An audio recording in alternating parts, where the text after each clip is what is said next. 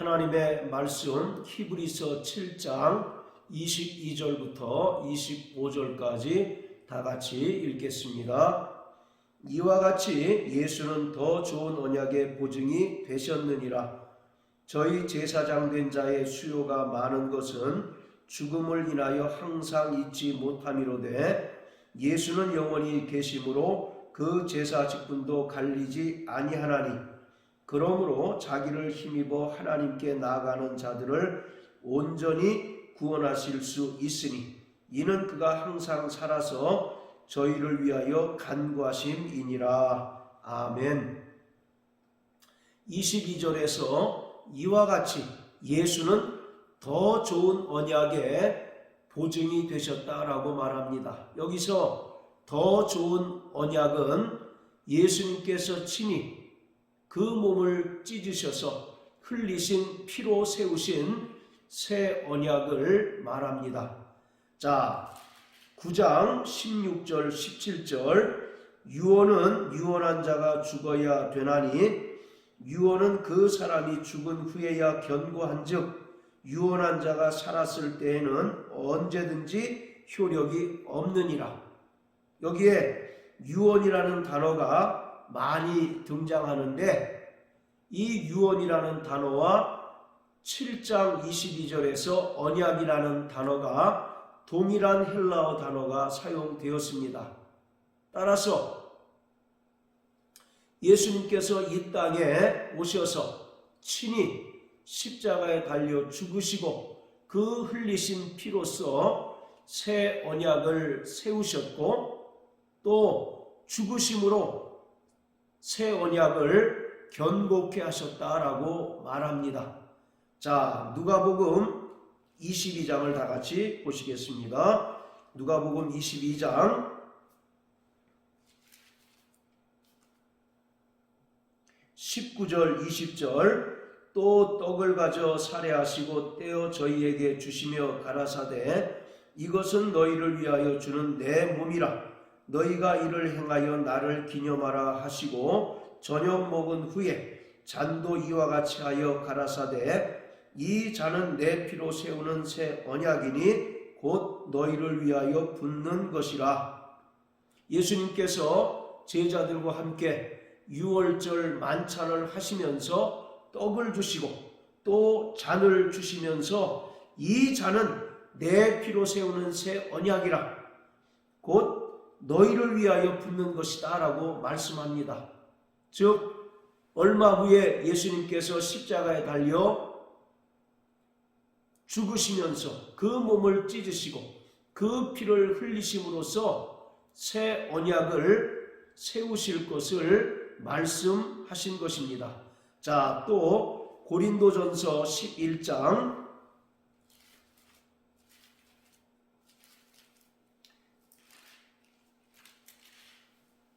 24절 25절입니다. 축사하시고 떼어 가라사대 이것은 너희를 위하는 내 몸이니 이것을 행하여 나를 기념하라 하시고 식후에 또한 이와 같이 잔을 가지시고 가라사대 이 잔은 내 피로 세운 새 언약이니 이것을 행하여 마실 때마다 나를 기념하라 하셨으니 우리는 매주일 주의 만찬에 참여합니다. 그리고 떡을 떼고 잔을 마시면서 예수님께서 친히 피로써 세우신 새 언약 안에 우리가 속한 하나님의 자녀요 하나님의 백성임을 고백합니다.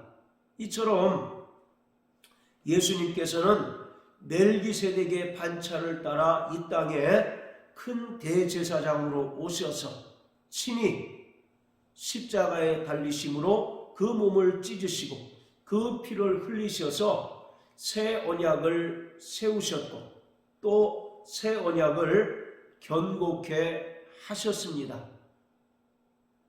여기서 새 언약이라고 하는 것은 반드시 옛 언약 곧 첫 언약을 전제합니다. 그리고 새롭다라고 하는 말은 헬라어로 카이노스라는 단어가 사용됐는데 이것은 본질적으로 새로운 것을 가리킵니다.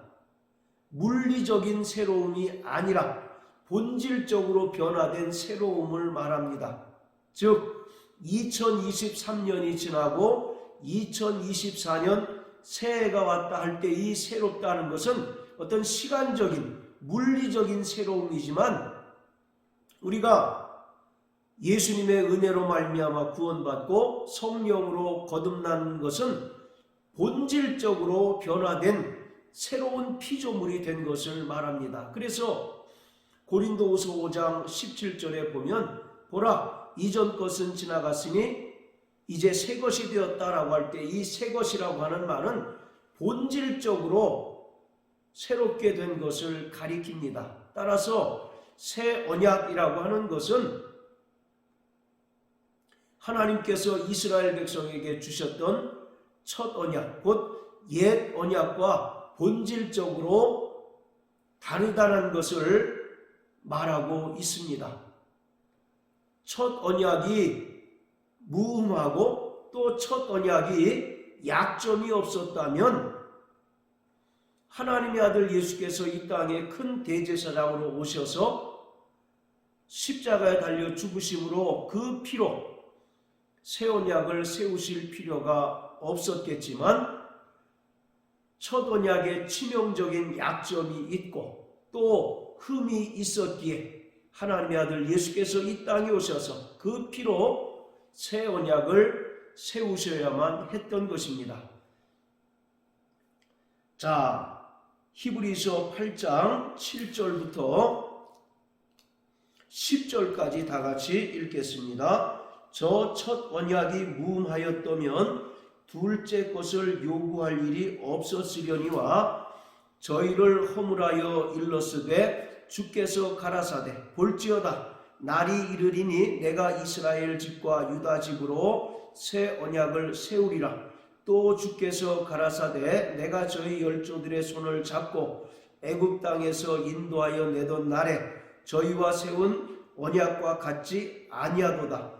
저희는 내 언약 안에 머물러 있지 아니하므로 내가 저희를 돌아보지 아니하였노라. 또 주께서 가라사대 그날 후에 내가 이스라엘 집으로 세울 언약이 이것이니 내 법을 저희 생각에 두고 저희 마음에 이것을 기록하리라. 나는 저희에게 하나님이 되고 저희는 내게 백성이 되리라.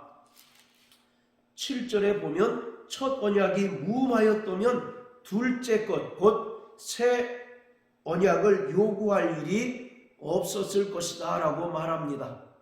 이것은 첫 언약에 치명적인 약점이 있었고 또 첫 언약에 흠이 있었다는 것을 말합니다. 자, 그리고 9절에도 보면 애굽 땅에서 인도하여 내던 날에 저희와 세운 언약과 같지 아니하다라고 말합니다. 즉 새 언약은 하나님께서 이스라엘 백성들과 맺으신 옛 언약과 본질적으로 다르다라는 것을 말하고 있는 것입니다. 자, 그리고 9장 18절부터 22절까지 읽겠습니다. 이러므로 첫 언약도 피 없이 세운 것이 아니니 모세가 율법대로 모든 계명을 온 백성에게 말한 후에 송아지와 염소의 피와 및 물과 붉은 양털과 우슬초를 취하여 그 책과 온 백성에게 뿌려 이르되 이는 하나님이 너희에게 명하신 언약의 피라 하고 또한 이와 같이 피로써 장막과 섬기는 일에 쓰는 모든 그릇에 뿌렸느니라. 율법을 조차 거의 모든 물건이 피로써 정결케 되나니 피 흘림이 없은즉 사함이 없느니라. 18절에 보면 첫 언약도 피 없이 세운 것이 아니다라고 말합니다. 모든 언약이 다 피로써 맺어진 것이고 피로써 세워진 것임을 말합니다. 그래서 구약의 이스라엘 백성들과 맺은 첫 언약은 짐승의 피로써 맺어진 것이고 새 언약은 예수님께서 친히 십자가에 달리셔서 흘리신 보혈로 맺어진 것입니다.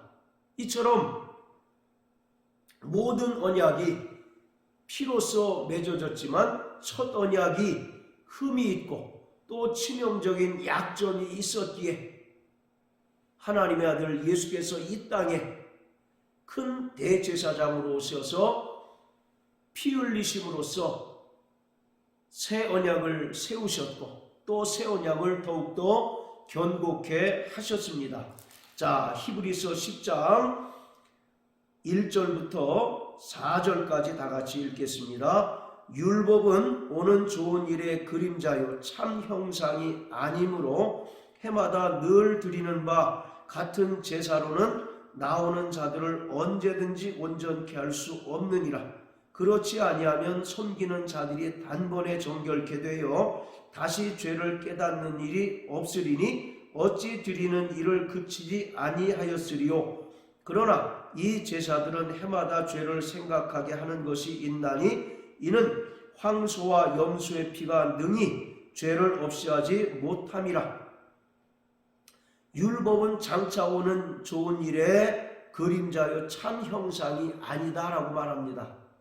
따라서 대속죄일에 이스라엘을 대표하여 대제사장들이 하나님께 나아가 속죄 제사를 드리는 것은 예수님께서 이 땅에 큰 대제사장으로 오셔서 영원한 속죄를 이루실 것에 대한 하나의 예표요 모형과 그림자라고 말합니다. 그리고 이러한 대속죄일의 속죄 제사는 짐승의 피로서 드려지는 것이기 때문에 이러한 짐승의 피가 인간의 죄를 근본적으로 속하지 못하고 또 양심상으로 온전케 할 수 없습니다. 그리고 결정적으로 죄로 말미암아 끊어진 하나님과 인간과의 관계를 다시 회복할 수 없습니다. 이것은 다만 장차 예수님께서 큰 대제사장으로 오셔서 영원한 속죄를 이루실 것에 대한 하나의 모형과 그림자에 불과하다라고 말하고 있습니다. 이처럼 첫 언약이 치명적인 약점이 있고 또 흠이 있었기에 예수님께서 이 땅에 큰 대제사장으로 오셔서 그 피로써 그 피를 흘리심으로써 새 언약을 세우셨고 더 좋은 언약을 세우셨고 또 더 좋은 언약의 보증이 되어 주심으로써 예수님께서 이루신 그 구원은 영원한 구원이요 또 완전한 구원인 것을 우리가 분명히 알고 믿는 자가 되었습니다. 그래서 7장 22절에 보면 이와 같이 예수는 더 좋은 언약의 보증이 되어 주셨다는 것입니다. 그래서 예수님께서 이루신 구원을 성령께서 보증하시고 또 인쳐 주시는 것입니다. 이러한 예수님의 구원은 영원한 구원이시고 또 완전한 구원입니다.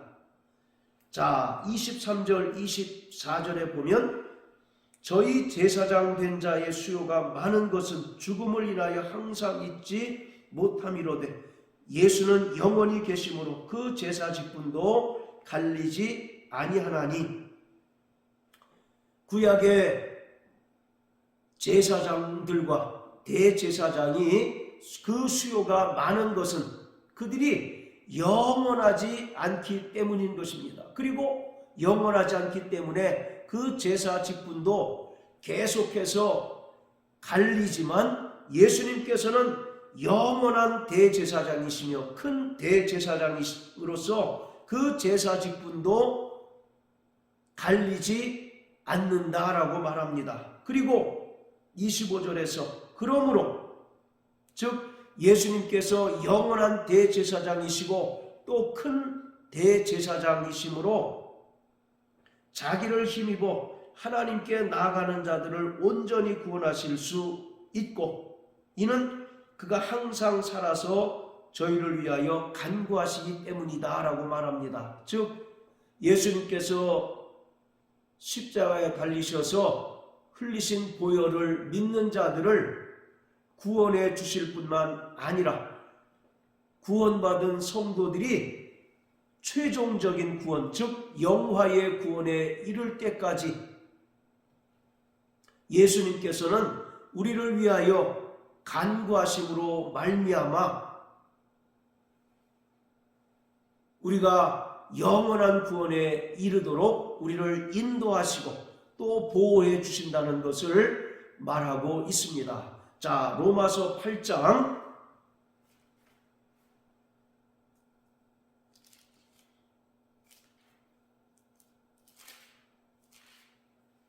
31절부터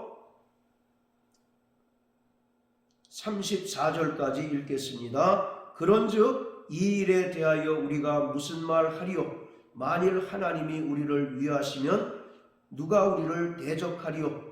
자기 아들을 아끼지 아니하시고 우리 모든 사람을 위하여 내어주시니가 어찌 그 아들과 함께 모든 것을 우리에게 은사로 주지 아니하시겠느뇨?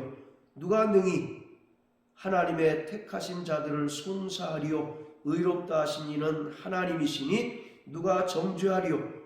죽으실 뿐 아니라 다시 살아나신 이는 그리스도 예수시니 그는 하나님 우편에 계신 자요 우리를 위하여 간구하시는 자심이라. 우리가 예수님의 은혜로 말미암아 구원받고 이 땅에서 성도로서 살아가는 동안 마귀는 끊임없이 율법을 통해서 또 양심을 통해서 성도들을 정죄하고 고소하고 참소한다는 것입니다. 마귀는 고소하는 자요 또 마귀는 참소하는 자입니다. 그러나 하늘에 올라가신 예수 그리스도께서 우리를 위하여 간구해 주심으로 말미암아 우리가 끝까지 구원받은 믿음을 유지할 수 있고 또 우리의 믿음이 결코 떨어지지 않을 수 있는 것입니다. 자, 그리고 로마서 8장 28절에 보면 우리가 알거니와 하나님을 사랑하는 자 곧 그 뜻대로 부르심을 입은 자들에게는 모든 것이 합력하여 선을 이루느니라. 여기서 하나님을 사랑하는 자 곧 그 뜻대로 부르심을 입은 자들은 바로 구원받은 성도들을 가리킵니다. 그리고 모든 것이 합력하여 선을 이룬다라고 말하는데 여기서 선을 이룬다라는 것은 구원받은 성도들이 최종적인 구원에 이르는 것을 말합니다. 그러니까 예수님의 은혜를 믿음으로 말미암아 구원받은 성도들이 이 땅에서 성화의 구원을 거치고 또 최종적인 영화의 구원에 이르는 것을 말합니다. 그 과정 동안 삼위일체 하나님께서 합력하여 우리를 도우시고 또 우리를 인도하심으로 말미암아 우리가 영원한 구원에 이를 수 있도록 도와주신다는 것을 말씀하고 있습니다. 마귀는 끊임없이 율법을 통해서 우리의 일반 양심을 통해서 우리를 정죄하고 고소하고 참소하고 또 우리를 유혹함으로써 우리의 믿음이 떨어지고 또 우리가 다시 세상으로 돌아가기를 원하지만 하나님께서는 우리를 의롭다 칭해 주셨고 또 성자 예수께서는 이 땅에 큰 대제사장으로 오셔서 그 피로 말미암아 우리를 구원해 주셨을 뿐만 아니라 부활 승천하셔서 하늘 보좌에 좌정하심으로 우리를 위하여 간구해 주신다는 것입니다. 그리고 성령께서도 27절의 말씀처럼 하나님의 뜻대로 성도를 위하여 간구해 주셔서 구원받은 성도들이 이 땅에서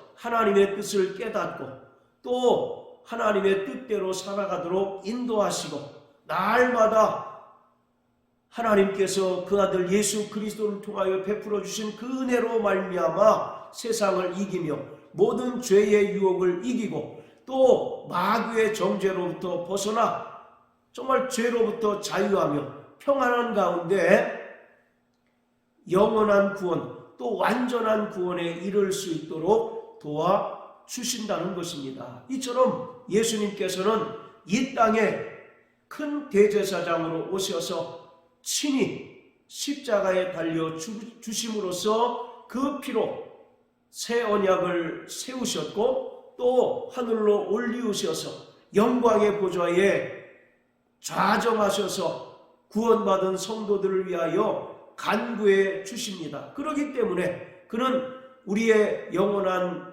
대제사장이시며 또 영원한 중보자이십니다. 우리는 날마다 예수님께서 베풀어 주신 그 은혜를 믿고 그 은혜를 힘입어 세상 가운데 살아가는 자들입니다. 그러므로 우리 안에 조금의 어려움이나 또 많은 고난들이 있지만 결국 우리는 최종적인 승리를 쟁취할 자인 것을 믿는 자가 되어야 합니다.